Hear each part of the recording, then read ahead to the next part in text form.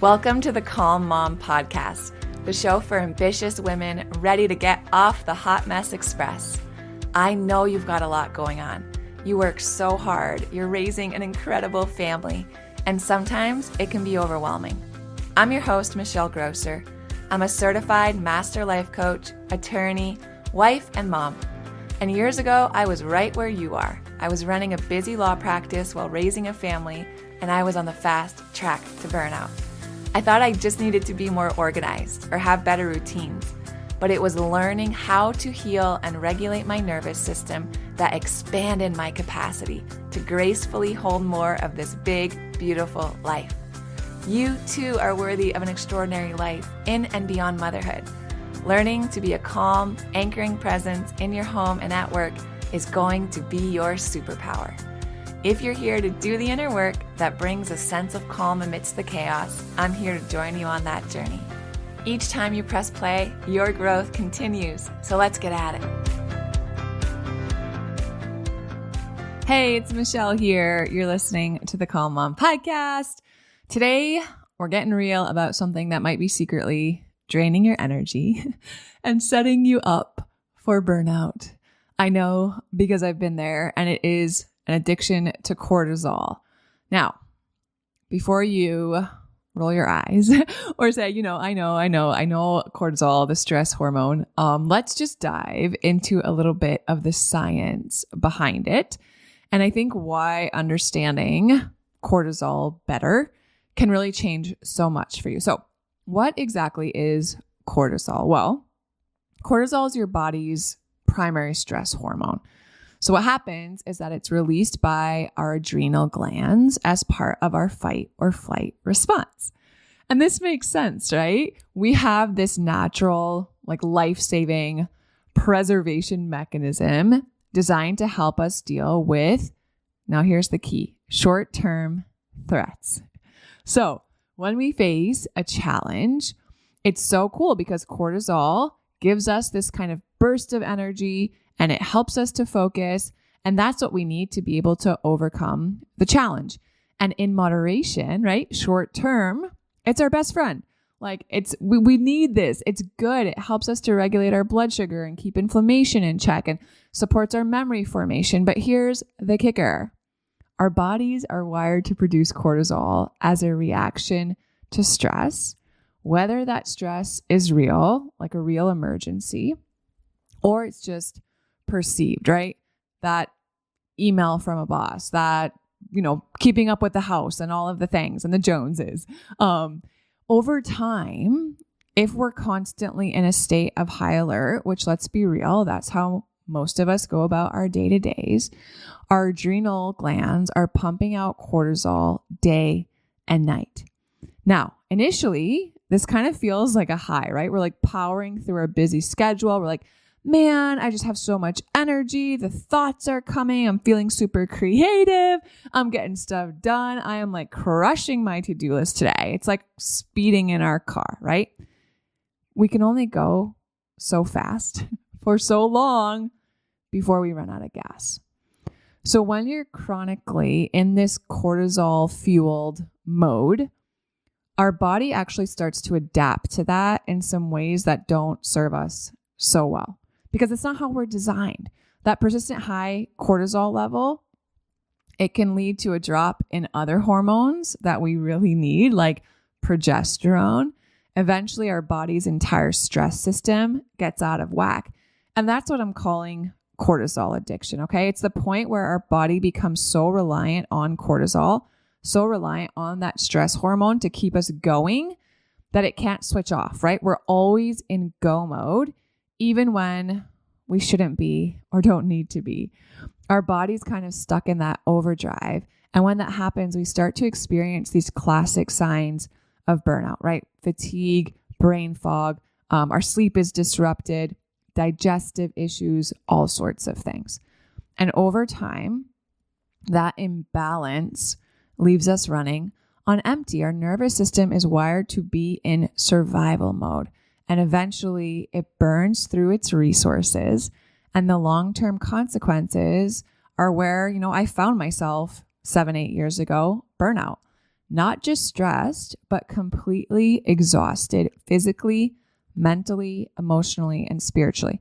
So today, I'm going to share some actionable steps that help break the cycle, starting with understanding, right, what's happening in your body at a cellular level.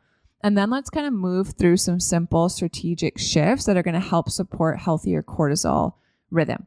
So my goal for you guys is that by the end of this episode, you have this clear plan to help support your circadian rhythm, nourish your body, and set boundaries that give your system the chance to switch off and recover.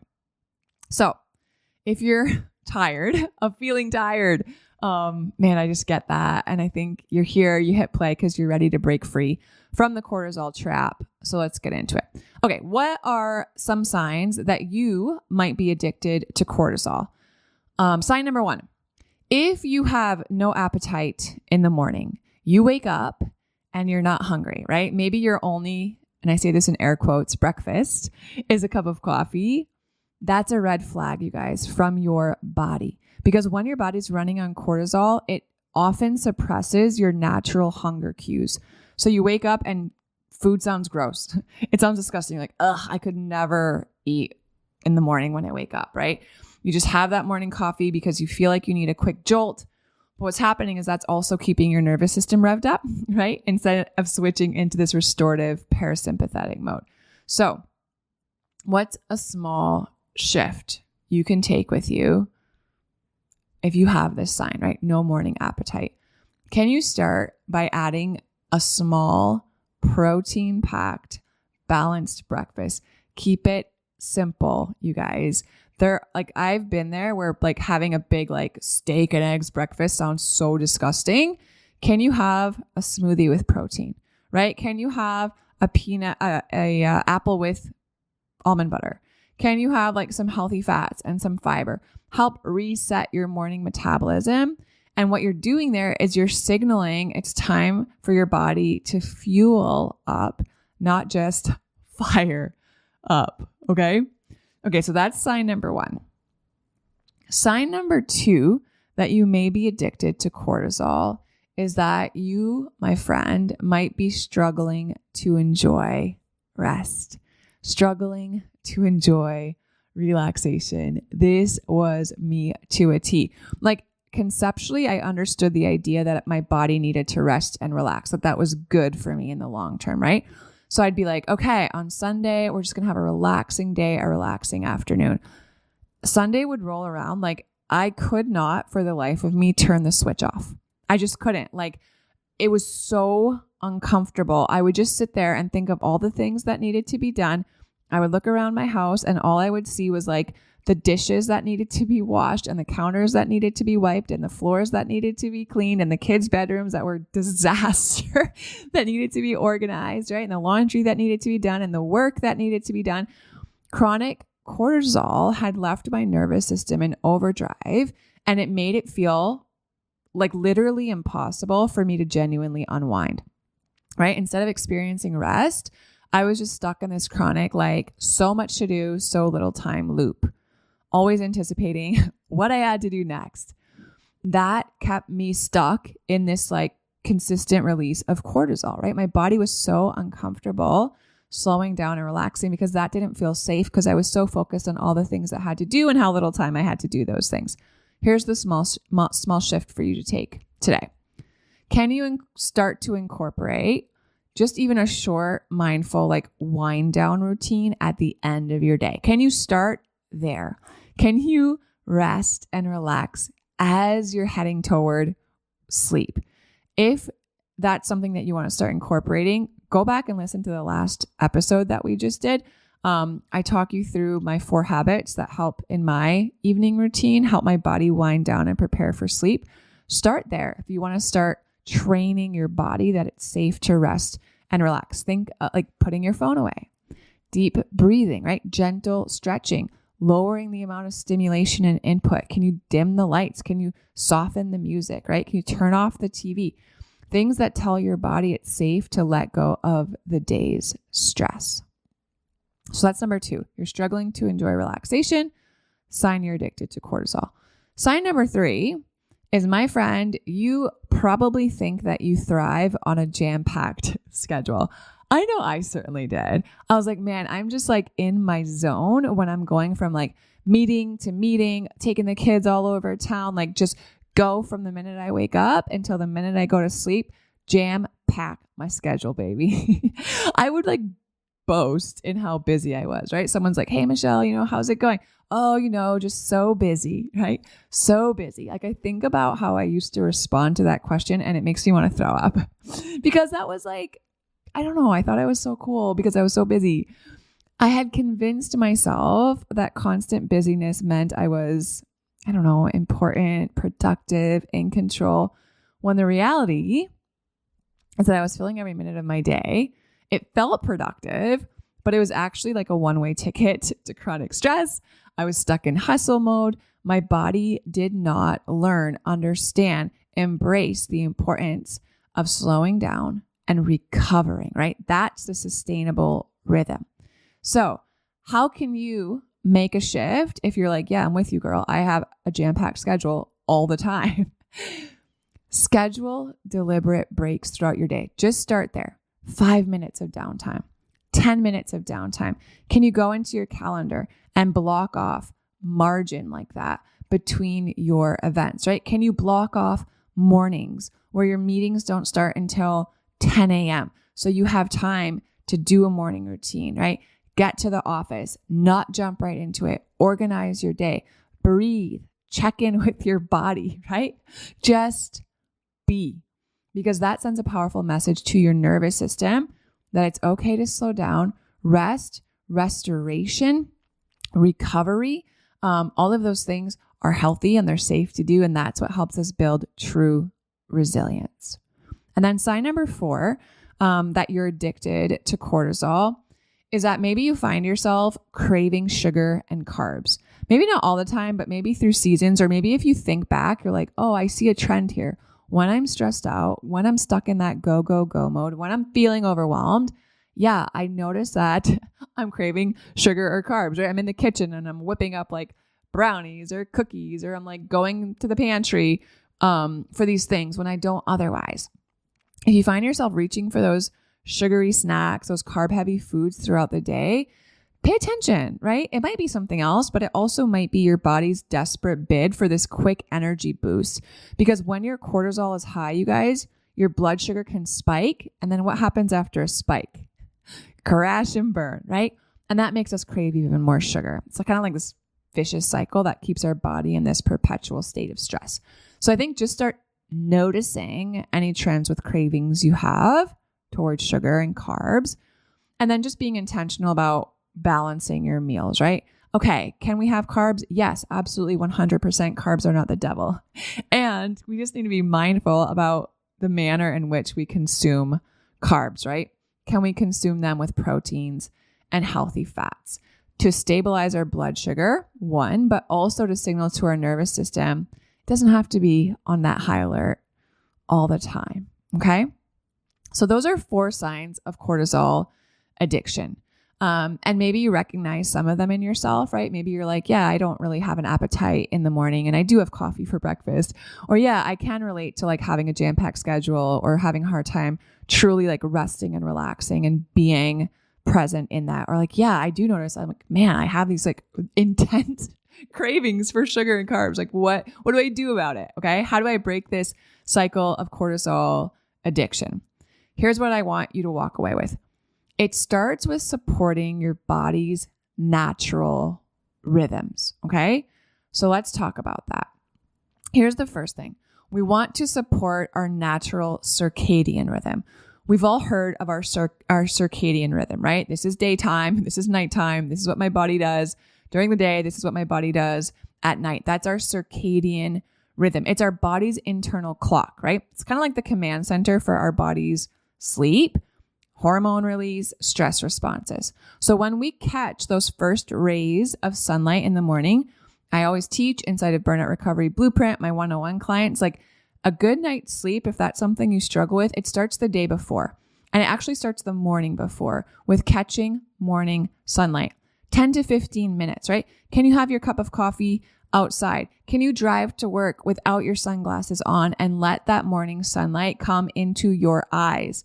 Because that wavelength of light tells your brain, hey, it's daytime. Let's do daytime things, right? It's time to wake up now.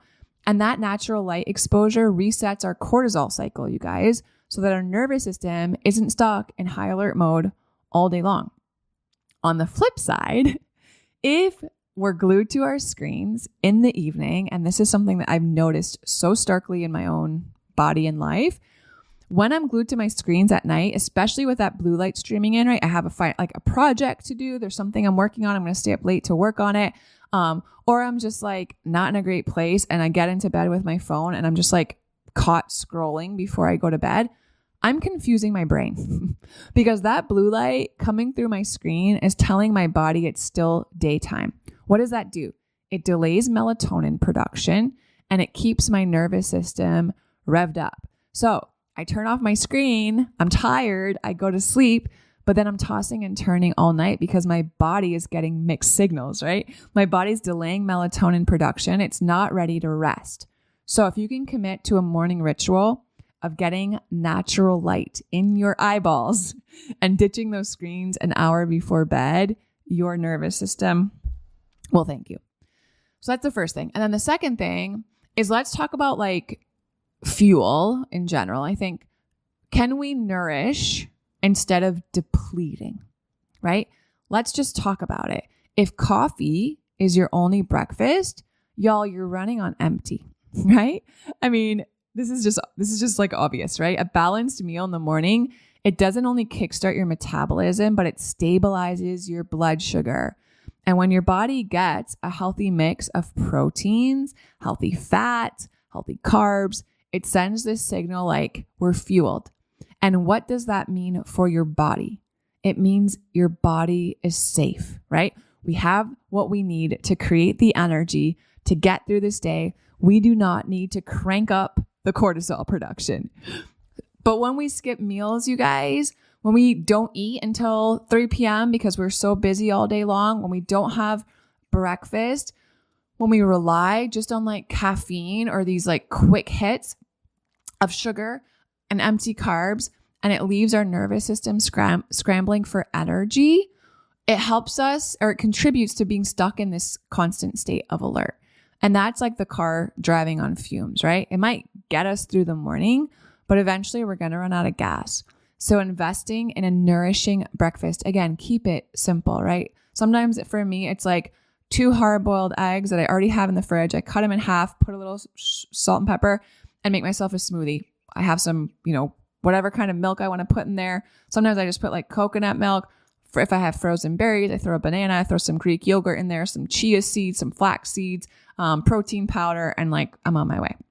That supports steady energy and tells my body, hey, we're good to go, right? We don't have to like overcompensate with cortisol to get us through.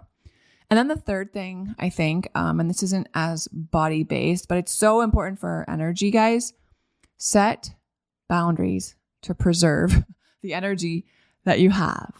Getting real about boundaries with ourselves is going to make such a big difference. So if you are someone, raise your hand, who finds themselves in hustle mode more often than not, right? Chasing meetings, juggling tasks, answering emails, running the kids in the house and the after school stuff, like all the things, what's happening is that you're inadvertently training your nervous system to be in that survival mode, right? Leaving your engine running nonstop, eventually you're bound to overheat. So setting boundaries, what does that look like? I mean, it means carving out genuine downtime, right? At work and at home. Might feel uncomfortable at first, probably will. It's okay, right? You're going to have all of this resistance that's like, I'm too busy to stop. I don't have time for that. I can't. The ship's going to go down if I'm not there. None of that's true. It might feel true, but I promise you it's not. Intentional pause, radical act of self-care. Even scheduling, guys, just 15 to 30 minutes of like true nothing time. It's a muscle you're training, right? Signaling to your nervous system, it's safe to relax. It's safe to rest. It's safe to recharge, right? It's safe to repair. Over time, these breaks, 15, 30-minute breaks, help our body learn to trust that that's true, right? We can relax and recover. We're not always stuck in fight or flight mode. And making these shifts, you guys, you're not just fighting burnout, you're really rewiring your nervous system to operate in a state of being grounded, this deep restorative calm. It's what we're after, right? Your body isn't broken if you're stuck in a cortisol loop, right? If it's like after you're seeing all of these symptoms, your body's just like after more cortisol, your body's just doing what it's programmed to do. That's it. It's actually predictable.